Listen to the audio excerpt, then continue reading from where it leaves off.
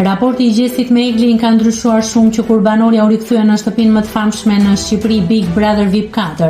Egli nuk I qëndron më pranë banorit dhe nuk kujdeset për të ashtu siç bënte para se të dilte nga shtëpia, madje edhe kur ai e fton të rinë bashk sa për të pirë një cigare, ajo e refuzon.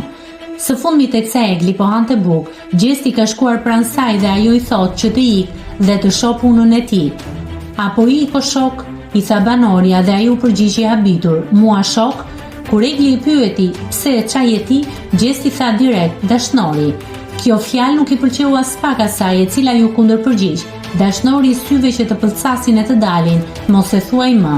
Më pas, Egli I tha që fjalët dashnor, burri, I dashuri mos t'i përdor më për të. Pjesë nga diskutimi.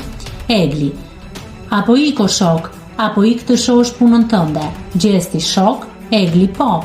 Gjesti: mua shok? Egli: pse çaj je ti? Gjesti: dashnori. Egli: dashnori? Gjesti: jo I dashuri, I dashuri. Egli: dashnori syve që të pëlqasin e të dalin, mos e thuaj më. Gjesti: I dashur moje përmirësova. Egli: si term me mua mos e përdor më, dashnori, I dashuri, burri me I fshi kur flet me mua. Hajde mos e bëj më grop se që ke bërë, lëre aq sa e ke bërë.